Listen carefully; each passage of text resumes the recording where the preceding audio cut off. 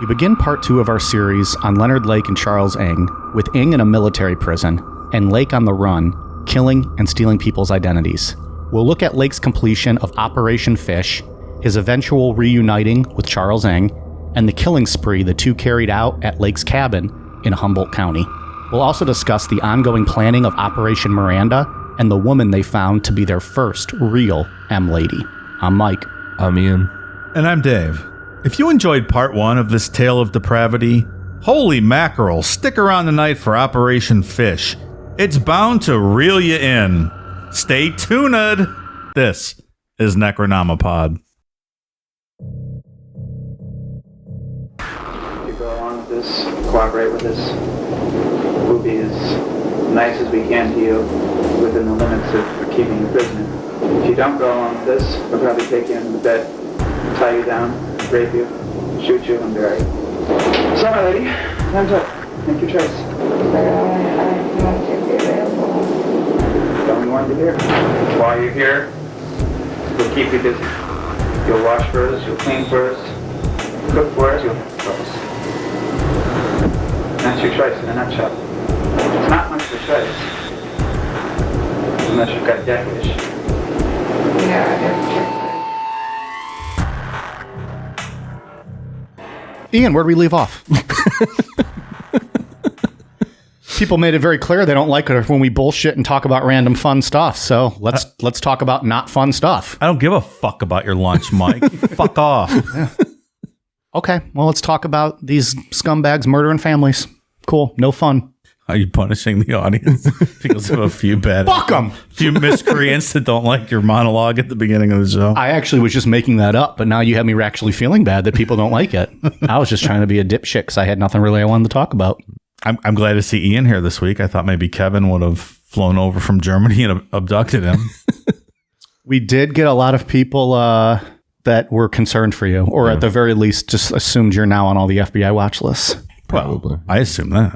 That was like when I was researching. I assumed that before he joined that website. when I Googled, or when I was looking at Michael Jackson's FBI files and stuff, and I really wanted to know what constitutes child pornography and what doesn't, so I Googled that. Oh my God. Yeah. Can child porn get you in trouble? Or when you did your deep dives to find like the John Bonet autopsy photos and all that shit. Those weren't hard to find. You can kind of well, not hard for you to find. I think if you just do a quick Google, they're not going to pop right up in the Google images. I don't know. Yeah, I think they probably do. They might. I don't know because I typed it in and nothing came up right Really? away. Obviously, I keep the safe search on though. I Obvious. don't want any like boobies coming up on my phone. Or weed or anything. Yeah. Well, I just don't type in weeds. Okay. Where are we at? It's so awkward tonight. That was quite a disjointed opening there, pal. Okay. Speaking of weeds, you find them around a lake. Ian, where did we leave off? Where we left off on part 1, Leonard Lake and Charles Ng were both arrested for having stolen guns. Some of those were illegally modified, and they had grenades and stuff like that. Charles Ng was sent on an FBI helicopter to go face military trial for stealing guns from the armory in Hawaii, and Lake was bailed out by his ex-wife, Cricket. Lake skipped his court appearance and decided he wasn't going to go to jail and was going to act on that fantasy of keeping a woman as a slave. And we also talked about how Lake needed a new identity, so he made good on those threats of killing his brother Donald. And then when he decided he needed a new one, he started Operation Fish, which was to kill his best friend, Fat Charles Gunner, to assume his identity. Do you think it was because Fat Chuck loved fish sticks? I like fish sticks. I like fish sticks, too. Yeah, me too. I mean, I'm knocking it. I'm just saying. I feel like you don't often see really skinny people walking around saying they love fish sticks. You don't think so? Do you? I don't know. I mean, to like fish sticks, don't you kind of have to be a little bit of a piece of shit slob human being? A little bit. And I'm saying that as one of them. What do you mean? It's a seafood. It's not healthy, Mike. Like a fillet of fish. It's health food. Well, filet o fish, please. Don't even get me started. Those are bomb. Like, I feel like it's rare to get a box of fish sticks, even like frozen, that aren't like freezer burned from the start. Like, they always just have that a little bit of burn taste. That's just built into the experience. It's just part of like that shitty fish, the breadcrumbs they throw on them. You got to trust the Gorton's fishermen, Mike. You got to trust them. knows what he's doing. Now I really want some fish sticks. Do you dip yours in tartar sauce? Yes. You have to. You have to. Yeah. Some people do ketchup. That should be illegal. I don't hate it, but you got it. I mean, if you're going to have that delicacy, why not have tartar sauce to go with it? Did you ever do a fish stick sandwich, like a build your own filet of fish? That's good too. I think I would just use a fish patty. You could do that too. Yeah. I mean, that's a all little kinda easier, like a breaded filet. Right. Are you fancy here in the fancy aisle? You're in the fancy aisle of Costco. Yeah, like the beer battered haddock, maybe. Now I want fish and chips. Do love fish and chips. I think we've talked about fish and chips 100 times on this show. All right, so it's not named Operation Fish after fish sticks. No. You know what it was named after? Because Leonard Lake is such a piece of shit. Fat Charles would make fun of himself and would call himself a whale. And Leonard Lake wrote in his diaries that he called it Operation Fish because Fat Charles was so stupid that he didn't realize that a whale is a mammal. It's a good point, I guess. Okay. Thanks, Leonard. All right, Lenny, you got a point. Yeah. You know what I like best about this story is the cool names like Cricket and Fat Charles. Like everyone's got a sweet name. Yeah. I like With it. Fat Charles, I mean, that's straight out of the mob, right? Yeah, Like Fat Charles. Yeah, he's like one of the bosses. Yeah, Or the muscle. exactly. He's got like linguine dripping off of his chin and sauce on his collar. Oh! My cousin Fat Chucky! Oh, he makes the best garlic bread! Another point here. I hope the U.S. Marshals pursued Leonard here as much as they did Randy Weaver with his one sawed-off shotgun. This guy had a fully auto Mac-10 and all kinds of other stuff. So I hope with the same vigor they showed towards Randy Weaver. You're just looking for consistency. Yeah, I like consistency. Somehow we're going to see that Leonard Lake just kind of moves through this whole plan without really. Isn't that interesting? So Lake rationalized killing Fat Charles based on his treatment of his wife, Vicky, and his two daughters. I know it says Lake had sucked Fat Charles, but I'm not sure that's accurate. That was really throwing me off. I read the notes as they were written, and I quote, Lake had sucked Fat Charles, comma, on Charles' request. And I hope it wasn't obviously against his will. had feelings for Vicky. So there's all kinds of shit going on here. First Lake is going to cuck Charles. Then he's going to suck Charles, per Charles' request. Who's the bull? Who's the cuck at this point? There's no rules at this point. No, it's no holds barred. I just had to stare at my outline for a solid 30 seconds there. You ain't the only one, pal. You ain't the only one. I read it 3 times and I was like, well, clearly he made a mistake. Autocorrect. You mean it doesn't recognize the word cucked? So Lake had cucked Fat Charles on Charles's request, and Kind of like God did to Joseph. Kind right? of, yeah. Okay. Those unfamiliar with that story can hear it right now on the latest edition of Bible Babble with your pal Dave on the $10 tier of Patreon. Sorry, Ian. Please continue. As you were. He's still trying to read that sentence and figure out what the fuck he wrote. So Lake obviously had feelings for Vicky. Fat Charles got divorced and gained custody of his daughters. So according to Lake's diaries, Fat Charles needed to go. 1, for the identity, and 2, to save the kids from his abuse. On April 5th, 1983, Lake attempted to put the plan in motion, but realized Fat Charles was too heavy to move by himself. Lake wrote, quote, left early for Calaveras with Charles. Arrived, completed trench for gas line, installed water filter, insulated hot water pipes, made videotape of Charles. Operation Fish failed. Charles is simply too heavy to move. Sigh. See, being overweight does prevent death. My doctor never believes me, but this is proof. Saved his life. Saved his life. I like how fucking Lake wrote sigh at the end of his journal now. Does like it all he's the time. Fucking, writing dashboard confessional lyrics. Yeah. Obnoxious. Being emo in his dorm room. Putting up like these dramatic away messages. I notice you looking at me. I see you over my mic. As you're saying all these things. Well, you were a big dashboard guy back in the day. I still like Dashboard. They're pretty good. Maybe they're going to open for Asking Alexandria one day. Ultimate tour. Maybe they will. A boy can dream, Mike. A boy can dream. That's a stadium tour because they're selling out 60, 80,000 places, I think. Leonard Lake tries to kill Charles multiple times before it's successful. And when he's talking about the gas line in this whole thing, he tried to use gas to kill Fat Charles, but there wasn't enough gas pumping in because Charles was too big. Good Lord. So, Yikes. So skinny Charles would not have survived. he would have been dead by now. Again, overweight saves lives. Lake figured out a way to move Fat Charles's body, so he hung out with him again, and this time Lake brought snacks with him that were laced with poison. Lake figured that Fat Charles was always up for eating, but Charles refused the snacks, saying he wasn't hungry. That's a first. I just picture Leonard Lake so angry. Like, Charles, try one. Just try a fucking snack. It's like, do you guys used to watch the old Monty Python shows? The big fat guy, and he's trying to give him it's just a mint, sir. He's like, I can't eat another thing. It's just a mint. After this failure, Lake moved in with Fat Charles, paying rent and help taking care of his daughters. Living with Fat Charles gave Lake more of a rationalization to keep Operation Fish going.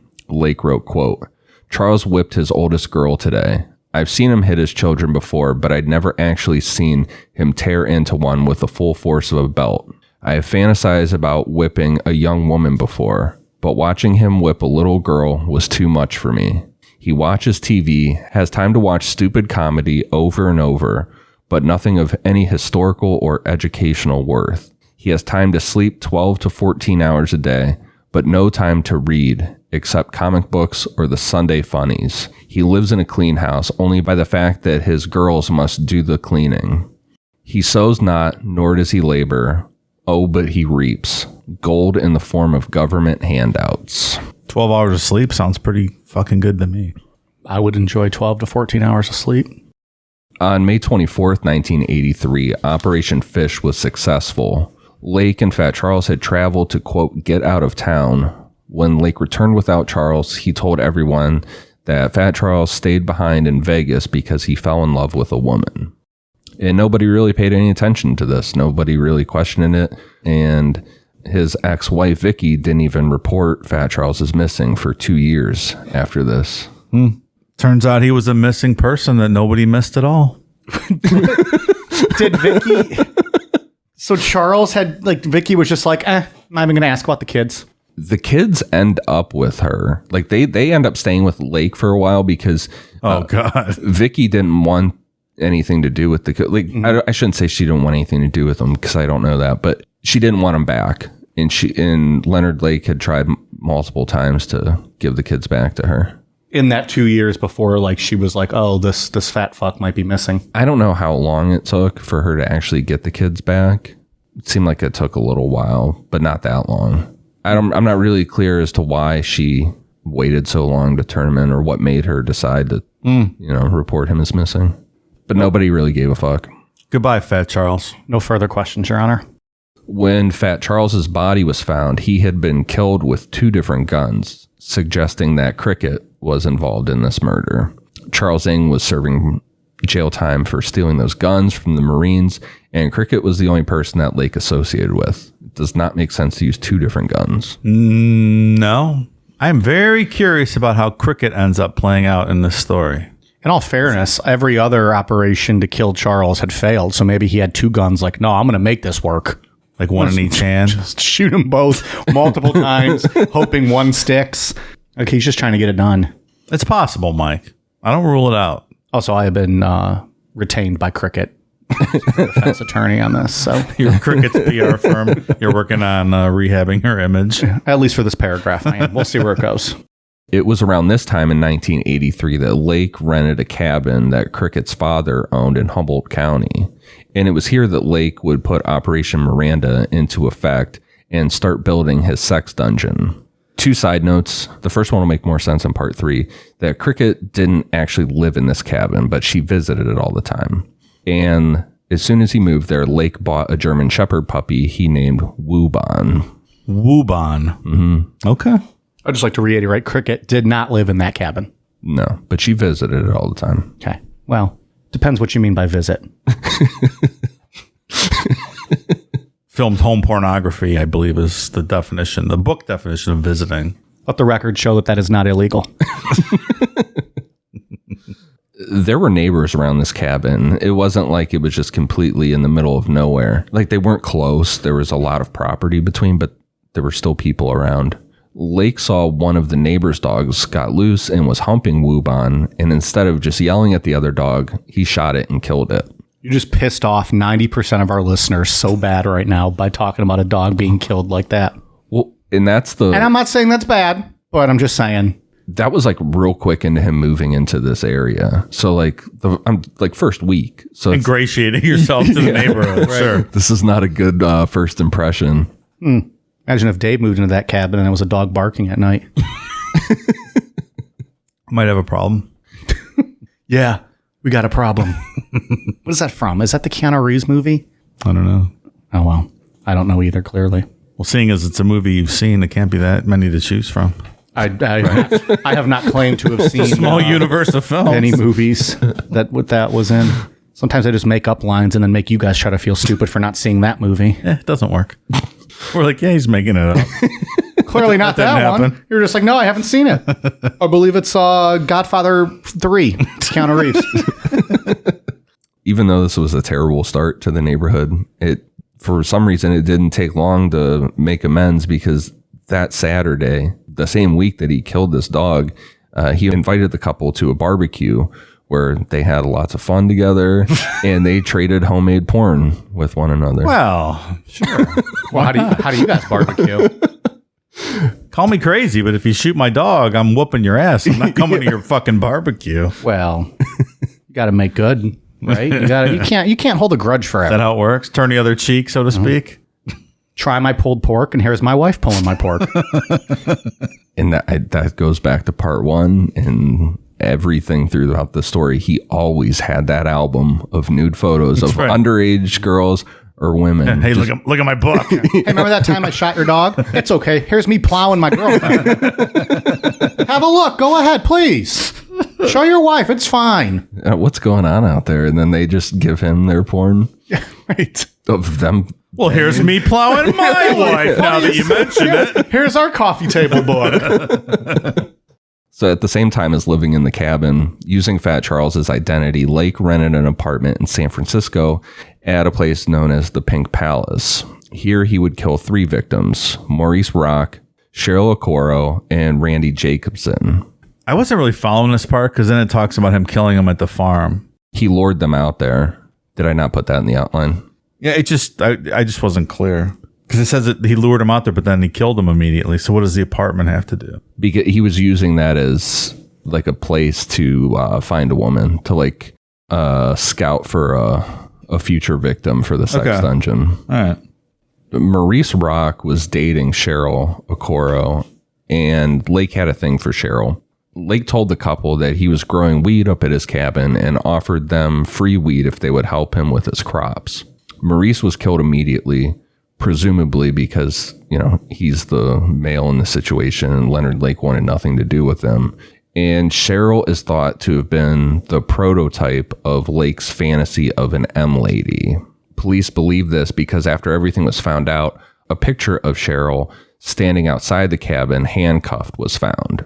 Also, in a homemade porn of Lake and Cricket is playing Cheryl, which would allude to Cricket being a part of this, or at least knowing something about the fact that Cheryl Okoro was murdered.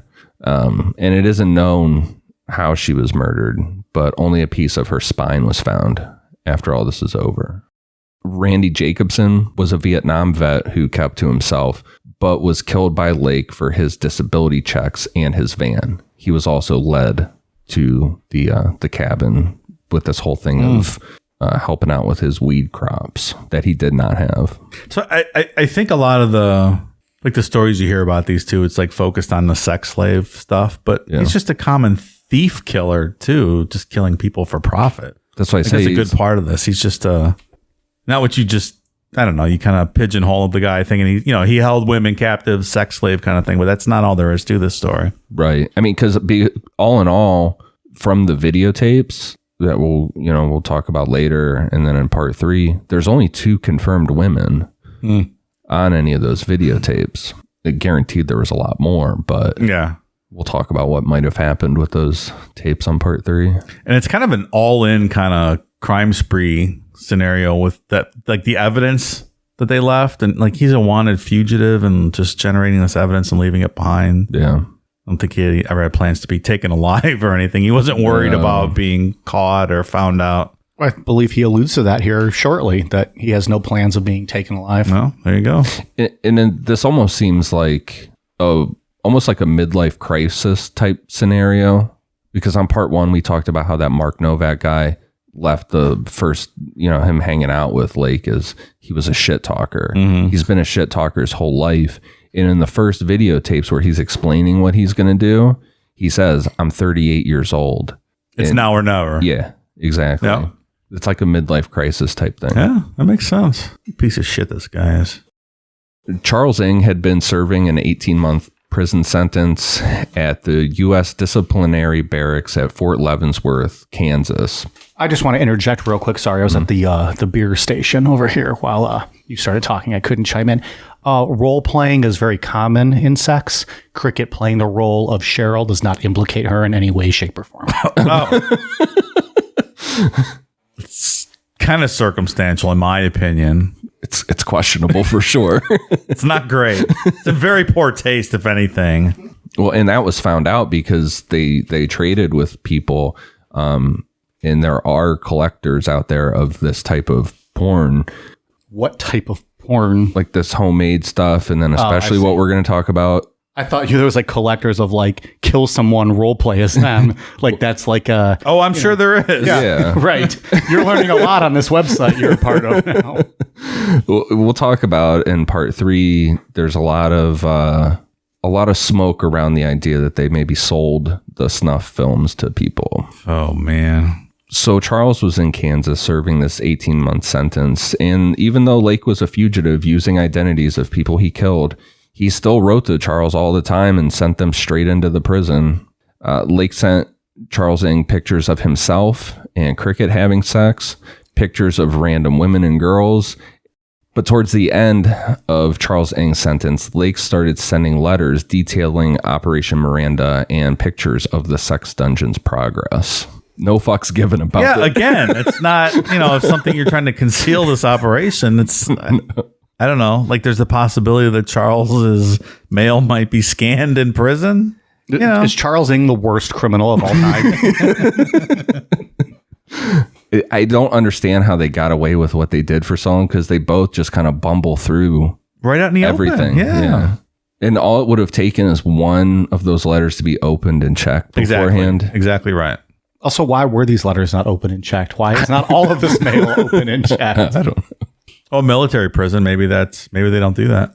And that's true. What if there's a shank in one of them? Just like wrapped up in a big letter. They probably go through the scanner, but they might not necessarily be read. Yeah, I don't know. Does all prison mail get read? I don't know. No, I'm sure it doesn't, but seems he seemed to be a lot going back and forth, and right. Maybe once you get picked up and randomly checked. Well, Meanwhile, this guy's running his mouth to everybody. Something's going to get back to a prison guard. Hey, maybe we should check his mail. While in prison, Charles Ng made friends with a guy named John Carty. And this is the thing about Charles Ng, is he makes friends with people everywhere he goes. Like, you would think he's this miserable fucking person, but somehow he makes friends everywhere he goes. John Carty was in prison for stealing a military jeep. Carty and all the other prisoners got along with Ng, and Ng was doing his spin kicks. And he thought it was hilarious when people made fun of the fact that he was Chinese. And he kept up with his chants of no kill, no thrill, no gun, no fun. But he talked a lot of shit, specifically to John Carty. Ng would come up with plans to rob banks and steal military missiles to shoot down planes. He told Carty all about plans to bomb bus stations or planes, which all of this is grandiose bullshit. But a very real plan that Ng told Carty all about was Operation Miranda. He showed Carty all the pictures that Lake had been sending him, all the detailed work that had been done to the cabin. Ng would talk about plans to sexually torture women, and Carty said that Ng, quote, had a real imagination for it. It was at that point that Carty stopped talking to Charles Ng because he didn't want to be involved in anything that Ng was talking about in case it was real. But I think when he saw the pictures of Operation Miranda stuff, he's like, nah, I'm good. I don't want to talk to you anymore. Like, it's a fun way to pass the time bullshitting in prison. He's like, oh, here's the actual plans and pictures. They're like, I'm good, Chucky. I'm going to hang out anymore.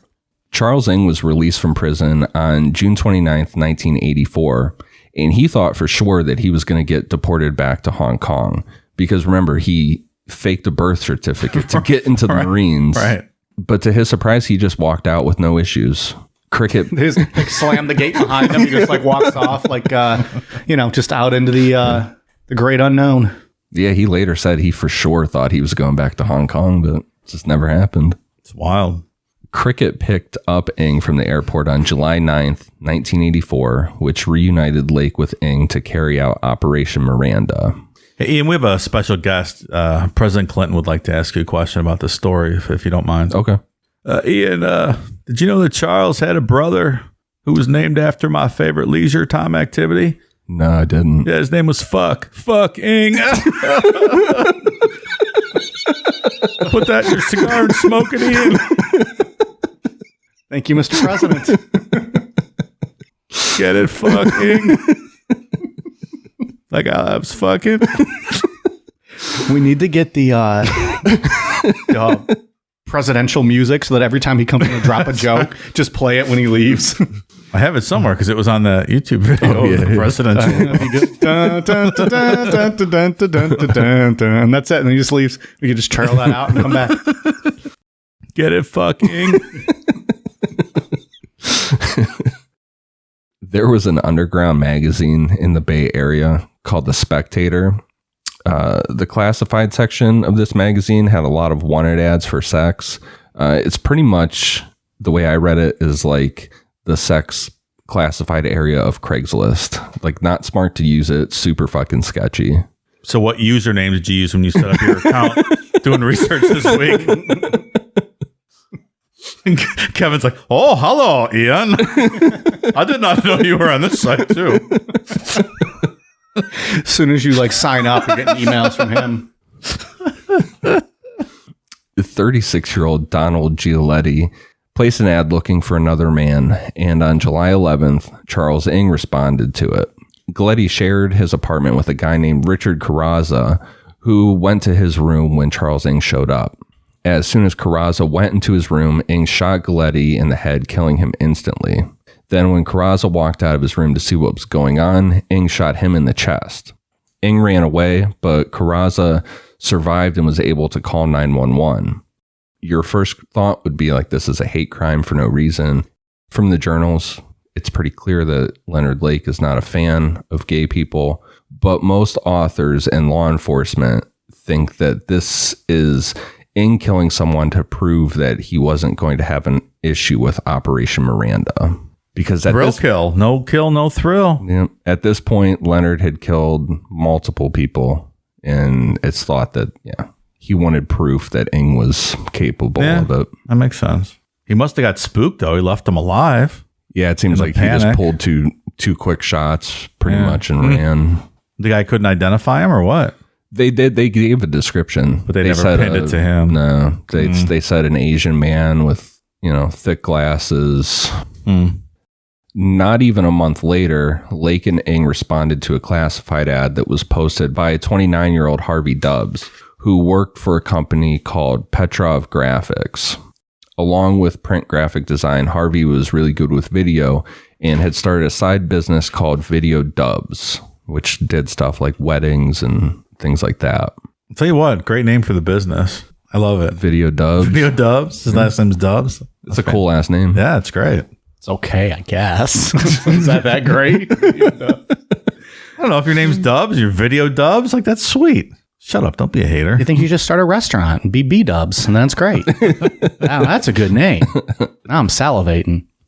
Lake really wanted to upgrade from photography to video for Operation Miranda. So on July 25th, 1984, Lake and Ng responded to Harvey's ad for Video Dubs. Harvey's wife was on the phone with a friend that evening and told her that someone was showing up regarding the ad, and she was waiting for her father to drop off their 16-month-old son, Sean. and that is the last anyone heard from the Dubs family. At gunpoint, Lake and Ng forced the Dubs family, including the 16-month-old baby, into their van and drove them to the cabin where they killed Harvey Dubs immediately and buried him on the property. Then they raped Deborah Dubs, and it's not known how long this went on for or how long she was kept alive, but eventually she was strangled and buried on the property as well. It's not clear what happened to the baby exactly, but an inmate of Charles Ng, who will get into next week, testified that Ng told him he killed the baby and compared it to stories of Nazi soldiers killing a German Shepherd puppy to prove like they had no emotion attached to something helpless. That inmate also testified that Ng told him he did the quote asshole death grip to Deborah, which according to Ng was when you have anal sex with a woman while strangling her to death from behind. Man, these guys are some sick fucks. That's why I told you when I text you guys, I said this outline goes from 0 to 100 on page 3. Not great. These two kept up their bullshit for the next couple months, with Lake being a creep to women, always trying to take their pictures, and working on the sex dungeon. Until October 31st, 1984, they decided that they needed a new car and Lake needed a new identity. In Lake's journal, he wrote, quote, Honda Prelude with owner that could pass for me. On November 2nd, Lake and Ng showed up responding to Paul Cosner's ad selling his Honda Prelude. Evidence shows that either Lake or Ng, it's not clear who, sat in the back seat during a test drive and shot Paul in the back of the head. Jeez, that could be messy in a new car you're trying to stay low key in. No fucks given by these guys. It's a dangerous world out there, man. Just trying to sell your fucking car and these clowns show up, put one in the back of your head. No classifieds. I don't even like selling things on Facebook. I've done it a couple times, but I don't like doing it. I don't like talking to anybody, period. People suck. Like I see these people having garage sales and stuff. Like I just throw my shit away, man. It's not worth it. Well, not everyone's a rich podcast star like you did. Come on. Garage sale? I'm going to sit there and talk to strangers every day? You get the fish fillets. Just throw my shit in the garbage. You get the fish fillets at Costco. We've already covered this. You go to the fancy section. I don't want to talk to weird people. Or they might not even be weird, just random people. I don't want to do that. Oh, God. That's why we do a podcast, right? We in just the talk to basement each by other yourself. and then send it out. And then everyone listens to us and thinks that, like, you know, oh, great guys. Yeah, we don't want to talk to anybody. That's why we sit in the basement and do a podcast. And Ian goes to Speedway at 2:30 in the morning and pets his raccoon friends. I can't wait for Ian to one day like renew his wedding vows and have like a whole like wedding party, and like the groomsmen are me, Dave, and 4 raccoons. Of course, we'll be in tuxes, and that'll be hilarious, right? Like they're just running down the aisle. Renewing my vows will be like a fucking Disney movie or something with raccoons and like they break out in a song. You got to get that one dude that made the hamster suits to make the raccoons. Oh, Joseph Callinger. Joseph Callinger. Yeah. No, that's the same guy who made that Bigfoot suit for the Patterson. He'll do it. Now, Leonard Lake had kept this journal religiously over the course of years, but on November 9th, Lake made his last known journal entry saying, quote, "And life goes on up here. On alternate days, it has rained, and I've done nothing. Met a woman. She may come up here this weekend. If she does come, I expect to screw her. Why else would a woman over 40 travel 100 miles to visit a man she doesn't know if she doesn't want to be screwed? Been playing with the vid equipment, walking the dog, general stuff. As ever, reading a lot. Tonight, I retyped all my written journal notes. End here." Angie's List is now Angie. Summer is the perfect time to book your next home project. From lawn care to a new patio, Angie makes it simple to connect with pros who can get the job done right.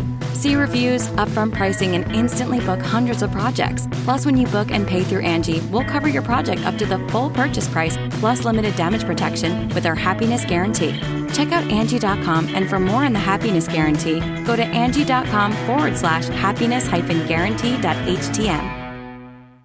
Have you ever tried installing a security camera in your house or apartment? The wires, the brackets, the screws. It's a mess, and it takes half your day. And if you rent, good luck convincing your landlord that the holes you drilled were a necessary improvement. That's why the Bodyguard's 360 security camera was so awesome to find. The camera rotates to give you a 360-degree view of the room, so you only need one camera to eliminate blind spots that you might get from other cameras. You can set it up in seconds because it doesn't require wires or brackets, and you can keep an eye on all your prized possessions all day long through an app. It's great. I can see what's going on in my home whenever I want, no matter where I am. You can get up to $30 off the camera by going to bodyguards.com/truecrime. It's a little tricky, though. You spell bodyguards with a Z. That's BODYGUARDZ.com/truecrime. Use promo code TRUECRIME and get $30 off today. It's a tale as old as time. He's handsome. She's sweet. They lock eyes across the room. Okay, hold on. Honey, you need to get your facts straight. Finding love today is more like... I'm gonna just swipe left. Maybe he's just not that into me. I just want somebody to share my life with. I'm Damona Hoffman, and although you can catch me regularly in the LA Times, on The Drew Barrymore Show, and on NPR, I save all my juiciest love advice for my podcast, Dates and Mates. It ain't your mama's love advice. It's Dates and Mates with Damona Hoffman. Listen now on your favorite podcast platform.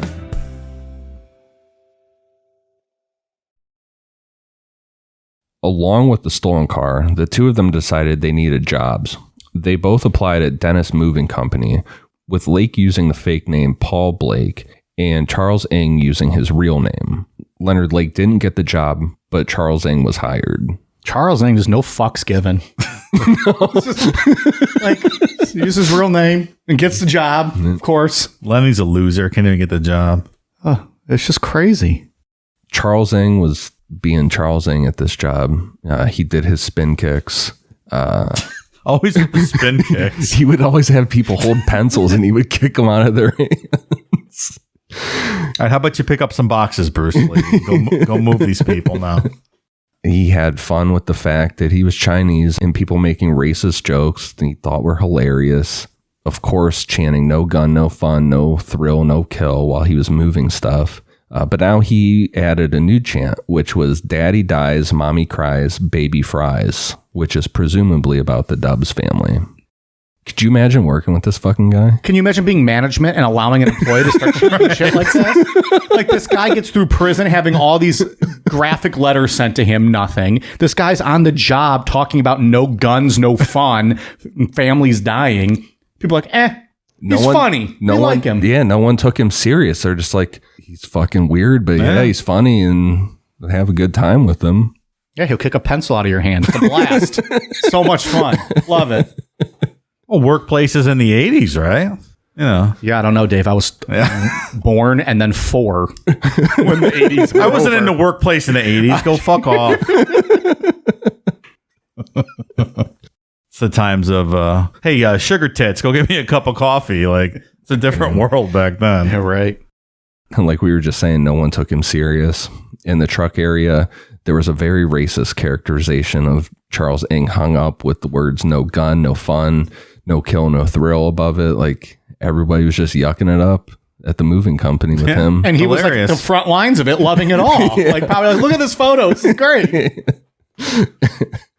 In the trial we'll talk about next week, there's all kind of stuff. His drawings, all the shit he talks. And he always says that it was jocular. Just boys being boys, jocular stuff. Jocular. Like the asshole death grip thing, that's guaranteed probably very real. He tried to say it was jocular. That's just beyond the scope, man. Yeah. So like we've been saying, everybody liked him at the moving company except for one guy. And this was Cliff Parenteau, who was the one that hired Ng.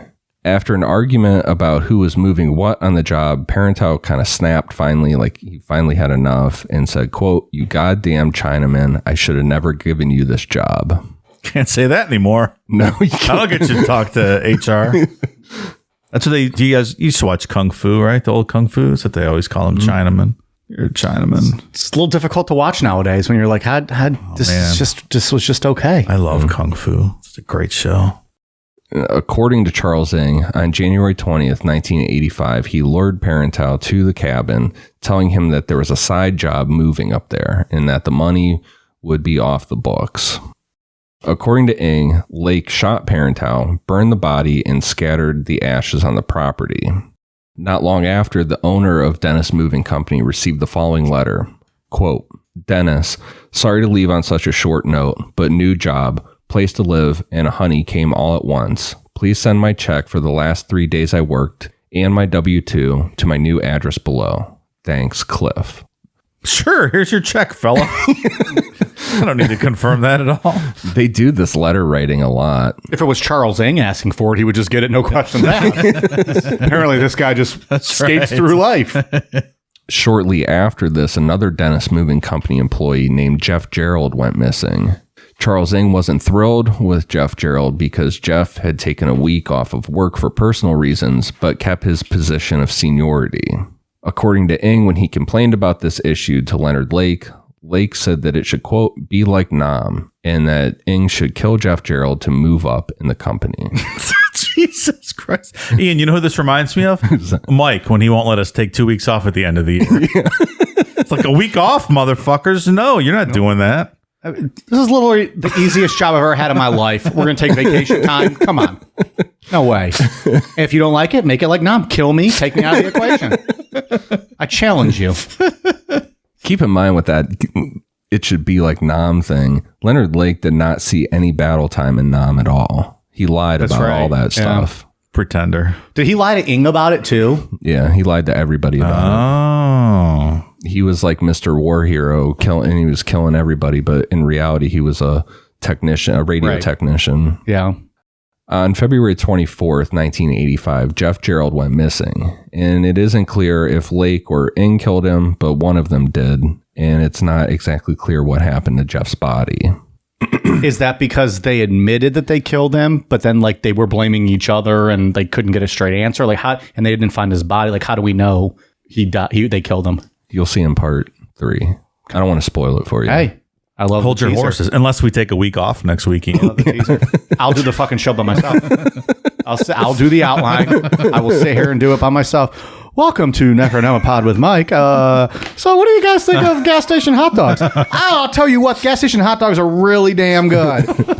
I'll do it. Don't tempt me. Go have fun. We do not need to take a week off. So you'll be How dare you guys? Tell the listeners you want to take time off. He'll be sitting there trying to use the board. Wouldn't even know how to turn the goddamn thing on. All angry. Yeah. And I'd have to do it. We'll do it live. I'd have to do it all in one take because I'm not editing this shit. It's all one take. Or I'll be giving like every 4 seconds an apology for like what they just heard me say that I don't want on the air. Bathroom breaks, taking the microphone with me. Peeing in a Gatorade bottle. Don't worry about it. It's going to be a hell of a show. They're going to hear the background noise like when Dwight's peeing in the back of Michael's car, like in the like, what's that hissing noise? You're just going to hear that in the background of me talking. Don't worry about it. Be sitting down here by yourself screaming, fuck it, we'll do it live. Yeah, we don't need to take time off. Come on. Well, I'll be in Mexico. You have fun. You go to Mexico. I'll pay for that trip doing a show. Okay. Also, imagine killing someone at your moving company so you're one seniority peg higher than the other mover. Like, what the fuck are we even talking about? Just what does that even mean? Like the initial mindset, be like, nah, just kill him, move up. And then Ing's like, yeah, good idea. That's what I should do. And the fact that he's responsible for killing 2 of his coworkers, like there's right, like no worry about suspicion being attracted, you know, like the police putting together like, oh, hey, 2 people from this company have gone missing in the span of like 2 weeks. Yeah, that's a connect the dots there. No worried about suspicion, he says. He signed up for that site with his legal name and email address. Hello, Ian. It's Kevin calling again. I have my lederhosen on. In March of 1985, Lake and Ng found their first real M lady, or at least the first real M lady that we know about, in high school student Kathleen Allen, which high school student is meaning like 17, 18 years old. Oh my God, this guy. Kathy had been dating a local drug dealer named Mike Carroll. Mike had done time with Charles Ng at Fort Leavenworth, and the 2 of them still kept in touch. selling pot together, things like that. But through socializing, Kathy caught the attention of Lake and Ing. On April 12, 1985, Mike Carroll told his friends that he was going to purchase some video equipment, but didn't say who he was buying it from. 2 days later, Kathy received a phone call to a convenience store she worked at saying that Mike had been shot. She told her boss and then waited outside for a ride to go check on Mike and hopped into a Honda Prelude. Kathy spoke to a friend before getting in the car, saying that everything was okay. The guy she was getting in the car with was weird and always asked for pictures of her, but she was going to go see what happened to Mike. I wonder who that could be. Sound like anyone we know. A few days later, her manager received a phone call from her where she asked for a 4-week leave because she had to go to the Lake Tahoe area for an emergency. And this would be the last thing anyone heard of Kathy until police saw her on one of Lake and Ing's videotapes. There's only those, you've seen the videotapes, right? The clips. Yeah, I watched them again here. So it's probably about a 6-minute clip altogether. Yeah. There's some pretty detailed police notes that I was able to find online. The first video showed Kathy being stripped naked and Lake telling her that her boyfriend Mike was dead. On the wall was a sign that had the following rules.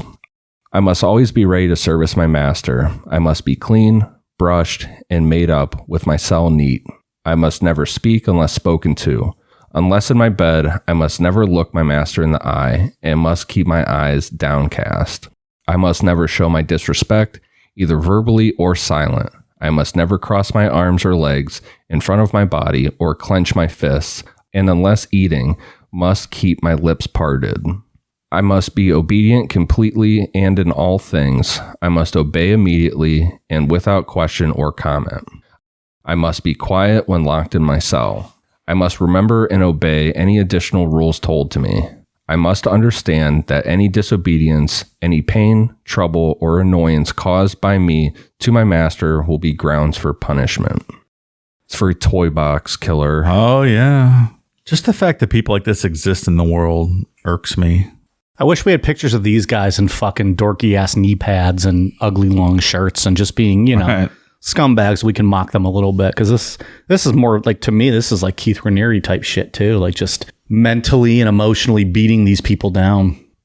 The second video was a little longer and showed Kathy only wearing pantyhose that had a tear in the crotch and bent over a naked Charles Ing giving him a back massage. Ing was laying face down and could be heard saying, quote, "Get my ass too." The third and final tape of Kathy, Leonard Lake put the camera on a tripod and is seen taking pictures of her. At the beginning of the tape, Kathy was face down on a bed with her hands cuffed behind her back, her ankles bound together, and only wearing cutoff jean shorts. Lake says, quote, "Not bad. Anyway, I very much intended to keep my promise, and I couldn't say that I have. I told you there's lots of things I'd like to do with you that I know you wouldn't like." Lake removed the handcuffs, but left Kathy's ankles bound while he adjusted the camera lights he had set up. Once he adjusted the lights, Lake said, quote, "Would you look over here, please? And even though it shouldn't make any difference to me in terms of what you like and what you don't like, I've tried to respect your feelings as best as I can in these manners.